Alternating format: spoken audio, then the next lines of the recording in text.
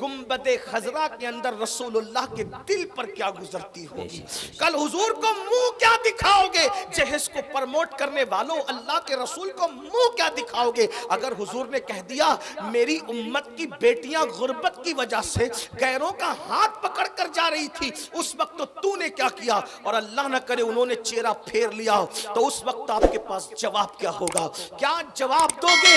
सो card Muttaqi बनने वालों, खुद गर्जी की तरफ जाने वालों, निकलो खुद गर्जी से और सच्चाई की तरफ आओ। तो अर्ज ये कर रहा था, आज बच्चियां अगर जा रही है तो हम गरीबों को मुंह नहीं लगाना चाहते, बल्कि मेरे भाई हाल ये, जो कौम गरीबों को वलीमों में दावत देना पसंद न करे, वो कौम गरीबों को रिश्ता क्या करेगी, गरीबों के साथ रिश्ता क्या करेगी।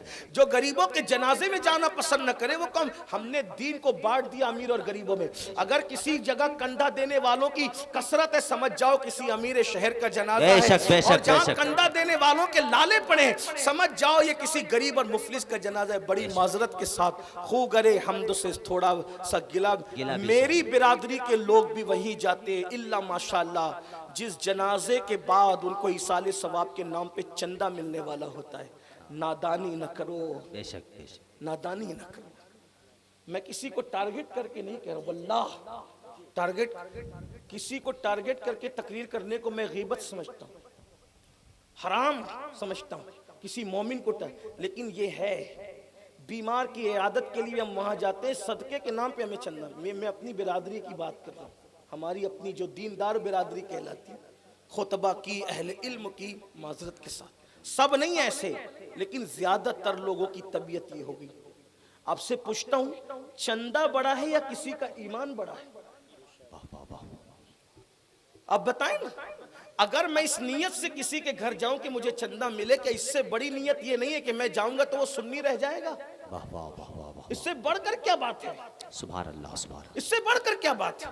और एक बात याद रखना, दीन का काम चंदों से नहीं होता, दीन का काम मेरे अल्लाह के करम से होता है। बेशक बेशक, जिंदाबाद जिंदाबाद। मैं आपको मशकूक करने नहीं आया, लेकिन बड़ी हमने दीन बांट दिया, बल्कि हम खैरियत भी पूछते हैं ना तो लिबास देखकर पूछते हैं। हाँ, मुसाफा भी करते हैं, हाजी साहब खैरियत से हैं, और बेचारा आम आदमी है तो अच्छा चलो चलो अभी वक्त टाइम नहीं, ये हाल है। मुसाफे को भी हमने बांट दिया गुर्बत और अमीरी के। ये अल्लाह के रसूल इसी को खत्म करने आए। अबू जहली और अबू लहबी निजाम खत्म करने आए थे, जो आज हम खुद जिंदा किए हुए हैं। हुजूर ने कुचला था, जिस महफिल में उमर जैसा अरबी हुजूर के कदमों में जलवागर होता था, उसी महफिल में हबशा का बिलाल भी वहीं। वाह वाह वाह वाह वाह, जिंदाबाद जिंदाबाद जिंदाबाद जिंदाबाद। जहां सिद्दीक अकबर जैसा और उस्मान गनी जैसा मालदार हुजूर की महफिल में एक जगह पाता था, वहीं पर अबू जर गिफारी जैसा गरीब और मुफलिस भी उसी मुकाम पर जगह पाता। बेशक बेशक, सुभान अल्लाह। हमने क्या कर डाला, दीन की शक्ल बदली। बड़ी माजरत, मुझे ऐसा लगता है कि शायद कल दोपहर तक मुझे खैराबाद रहना होगा। मेरी खैर नहीं खैराबाद में, लेकिन याद रखना बुज़दिल नहीं हूं, नरम दिल हूं मगर बुज़दिल नहीं। सुभान अल्लाह, सुभान अल्लाह, सुभान अल्लाह, सुभान अल्लाह। अच्छी तरह याद रखना, हक कहता हूं तो जो उसको झेलने का जो है वो ज़र्फ भी रखता हूं। बहुत सोच कर बना हूं मौजे दरिया का हरीफ। वाह वाह वाह, बहुत कुछ सोच कर बनाऊं मौजे दरिया का हरीफ, वरना मैं भी जानता था आफियत साहिल में है। जिंदाबाद जिंदाबाद। हाँ, मैं भी जानता करके चला जाता साहिल में है। तो मेरे बात में भी नारे लग रहे, मुझे आपकी तारीफ नहीं, मुझे यार की तरफ से तमग़े वफा चाहिए। सुभान अल्लाह, सुभान अल्लाह। अल्लाह करे किसी के दिल में उतर जाए। तो मरतबा यहाँ से लेके वहां तक बहुत खामोशी से बैठे हुए सुभान अल्लाह कहते, हाथ को उठा के सुभान अल्लाह। नहीं, ये बात ऐसी ही है कि इसको ऐसी खामोशी से सुनने की सुभान अल्लाह, सुभान अल्लाह। हाँ, जो बात कहने की थी वो कह ली गई, और जो जज्बात में थी, नारों की गूंज में कहनी थी, वो हो गई। अब जरा संजीदगी से सुनने की जरूरत है। अर्ज क्या कर रहा था कि ये जो फितना इर्तिदाद, इसमें कहीं ना कहीं जहेज गरीबों को अवॉइड करना है, गरीबों को नजरअंदाज। बल्कि अगर सगा भाई भी गरीब है तो भाई नहीं करता रिश्ता, उसको कोई अपना मेयार चाहिए। और कभी कभी अपने मेयार के चक्कर में बदअकीदों के हाथ भी लग चढ़ जाते हैं, उनके हत्थे भी चढ़ जाते हैं। अच्छा, फिर आकर कहते भी कि मौलाना ला के सुन्नी बना लेंगे, और तू खुद बड़ा सुन्नी बन गया तो उसको ला के सुन्नी बना देगा। जिस कौम को अभी तक के जरूरियात अहले सुन्नत की खबर नहीं है, आप कहते हैं ला के सुन्नी बना दी। ये हाल है मेरे भाई। चले ला के सुन्नी बना भी लिया तो अब उसका नवासा बद मजहब का जो तेरा पोता है, जब वो मरेगा तो उसका जनाजा पढ़ने नहीं जाएगा। वो नाना का नाना बीमार पड़ेगा तो देखने नहीं जाएगा। कहाँ दीन है? इसलिए अपना मियार सिर्फ इश्क रसूल है, मोहब्बत रसूल है, इसकी तरफ तवज्जो करो। बात दूर निकल गई, टाइम खत्म हो रहा है, बात मैं पूरी कर लूं। दो बातें करनी है, बात पूरी करता हूं। सैयदा ज़हरा पाक को अल्लाह के रसूल ने कोई जहेज नहीं दिया। जिन बुजुर्गों ने लिखा मजाजन लिखा, हकीकत क्या है? देखिए बात यह है, उसको समझे बहुत संजीदगी से। अब इसको समझने की बहने भी, अल्लाह के रसूल अलैहिस्सलातु व तस्लीम की 8 साल के बाद की मुकम्मल परवरिश हुई है उनके चचा के घर, मुशफिको मेहरबान चचा के घर परवरिश हुई। जब हुजूर अलैहिस्सलातु व तस्लीम खुद जवान हो गए तो अब चचा का हाल ये था कि उनकी औलादें ज्यादा थी। तो दूसरे चचा से कहा कि मेरे मुशफिक चचा की औलादें ज्यादा है, कैद साली का दौर है, हम इनकी औलाद अपने जिम्मे पे लेके परवरिश करते हैं। तो अपने चचा को साथ लेकर के गए और अपने दूसरे चचा मुशफिको मेहरबान चचा से कहा आप अपनी औलाद हमें देते, हम आपकी औलाद की परवरिश कर लें। उन्होंने फरमाया तालिब को और अकील को मेरे पास रहने दो, बाकी जाफर और अली का मामला तुमको सौंपता हूं। तो उस वक्त हजरत जाफर परवरिश में आ गए हजरत अब्बास इब्न अब्दुल मुत्तलिब की, सुभान अल्लाह सुभान अल्लाह, और मौला अली परवरिश में आ गए रसूलुल्लाह की, सुभान अल्लाह। तो यानी नन्ही सी उम्र में मौला अली किसके घर परवरिश पा रहे हैं? हुजूर अलैहिस्सलाम के घर। अभी मौलाए कायनात की बचपने की उम्र है, हुजूर ने उनको गोद ले लिया, परवरिश अपने जिम्मे कर ली। अब आप मुझे बताएं कि अगर मौला अली की शादी होती बफर्ज मुहाल किसी और घराने में, घर किसने देना था? हुजूर को। किसने देना? जो परवरिश कर रहे बचपन से उसी ने देना था। घर का सामान किसने देना था? जो परवरिश कर रहे उन्होंने देना था। शादी किसने करनी थी? जो परवरिश कर रहे थे उन्होंने। आप मुझे बताएं, तो मौलाए कायनात बेटे की हैसियत से गोया के रसूलुल्लाह के घर परवरिश पा रहे, चचा का बोझ हल्का करने के लिए हुजूर ने ले लिया है बचपने से मौला अली। और ये भी खुदाई इंतजाम था कि जिस अली को करबला वालों का बाबा बनना है, वो अली जिसकी गोद में परवरिश पाएगा वो मेरा नबी हो। जिंदाबाद जिंदाबाद। गोया के हसनैन करीमैन को जो गोद मिलनी थी माँ और बाप की, उनकी परवरिश, दोनों की परवरिश रसूलुल्लाह की गोद में। जिंदाबाद जिंदाबाद जिंदाबाद। गुर्बत बहाना था, अली को दामने मुस्तफा में लाना था। सुभान अल्लाह सुभान अल्लाह सुभान अल्लाह। मौलाए कायनात बचपने से आ गए हुजूर की परवरिश में, जवान हो गए, जवान हो गए, हुस्न इत्तेफाक, बल्कि इत्तेफाक की मेराज कि मौला अली का रिश्ता तय हो गया सैयदा के साथ। ठीक, अब मौलाए कायनात का खुद का घर नहीं था क्योंकि अली रहते थे रसूलुल्लाह के यहाँ। तो अब चचा के बेटे हैं, चचाजाद भाई हैं, अब शादी हो रही है तो घर का इंतजाम कौन करेगा? कपड़े लत्ते का इंतजाम कौन करेगा? सामान का इंतजाम कौन करेगा?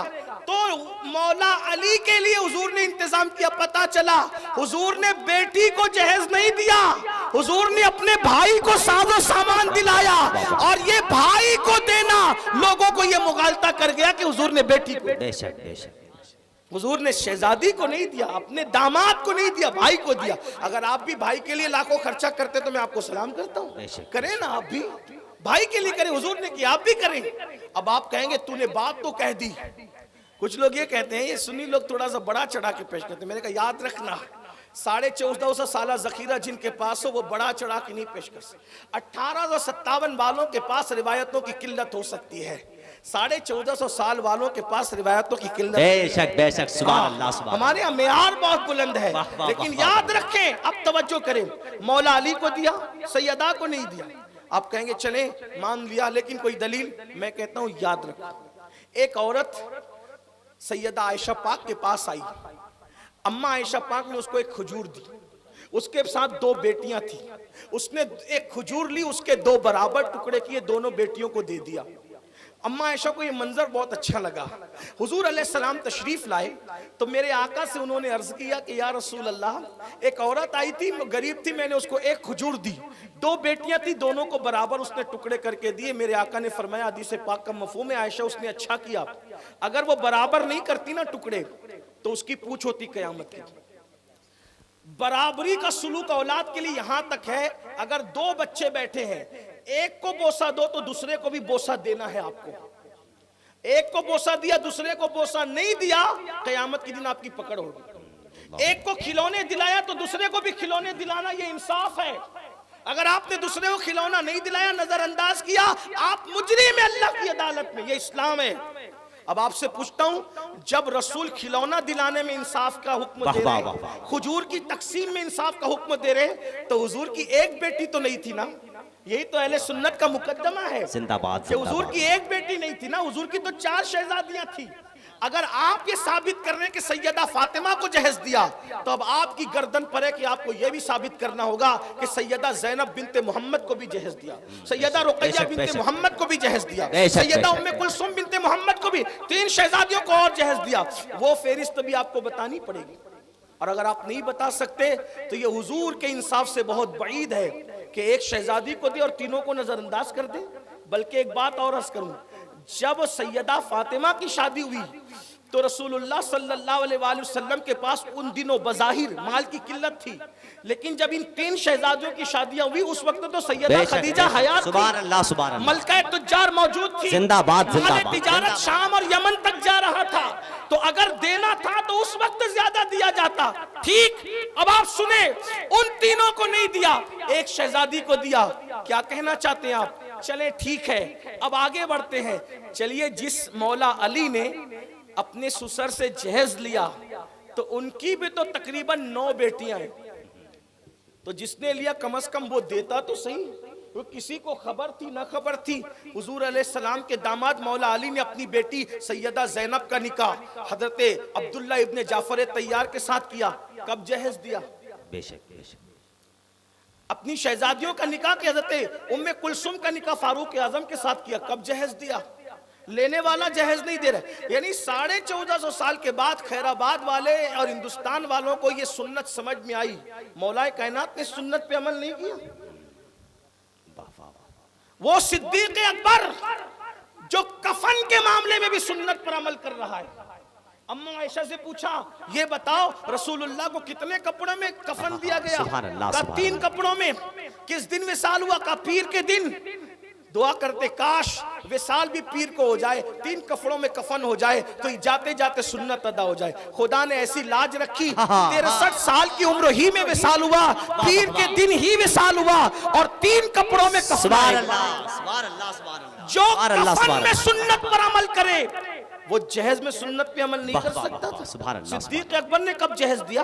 फारूक आजम ने कब जहेज दिया? तो सब मालदार लोग थे। उस्मान ज़ुन्नूरैन आज भी मदीना मुनव्वरा में जिसका अकाउंट चलता है, मदीना मुनव्वरा में आज भी जिसकी प्रॉपर्टी मौजूद है, हरम के लिए वक्फ है, गरीबों में उसका हिस्सा है, आज भी उस्मान गनी। पता चला नबी नवाजते हैं तो ऐसा नवाजते हैं, जिसको नवाजता है वो तो चला जाता है, दौलत बाकी रह जाती है। लेकिन उस्मान गनी रज़ी अल्लाह तआला ने कब जहेज दिया? इसका मतलब ये है, ये जहेज उपज है हिंदुस्तान वालों की, वो भी अपने यहाँ से नहीं है, वो कहीं और से आई है। हाँ, इससे आपको तौबा करनी चाहिए और अहद करना चाहिए। हमने अपने मालेगांव में इसकी तहरीक चलाई और हर जलसे में लोगों से कहा, अब जो नौजवान शादी करेगा वो तय करे अपने नबी के नाम पे, नबी की मिल्लत को बचाने के लिए, नबी के दीन के तहफ़्फ़ुज़ के लिए, कि इंशाअल्लाह अगर मैं शादी करूंगा तो जहेज नहीं लूंगा, ससुर देगा तो भी नहीं लूंगा। और फिर हमने उन लोगों से भी कहा कि जिनकी शादियां हो चुकी है वो ये इरादा करें कि मैं अपने बेटों का, पोतों का निकाह करूंगा, मैं जहेज नहीं लूंगा। जरा देखता हूं नबी के नाम पे कितने लोग वादा करते हैं कि आज से इंशाअल्लाह हम जहेज नहीं लेंगे। जिनकी शादियां नहीं हुई वो भी, और जो बेटों की पोतों की कर रहे हैं, उठाए जरा, अल्लाह को गवाह बनाए, इन उलमा को गवाह बनाए। देखे तो सही, जान देने वाली कौम जहेज से कितना बचने का इरादा, उठा के रखे जरा, अल्लाह को गवाह बनाए। सुभान अल्लाह, थोड़ा और उठा के रखें।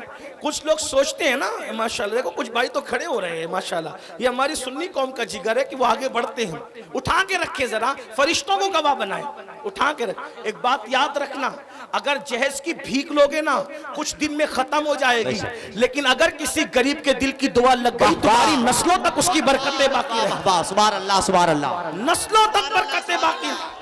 जिंदाबाद जिंदाबाद। हाथ उठा के बोलो अहद करते हो, हाथ उठा के बोलो अहद करते हो। कोई देगा तो भी नहीं लेंगे।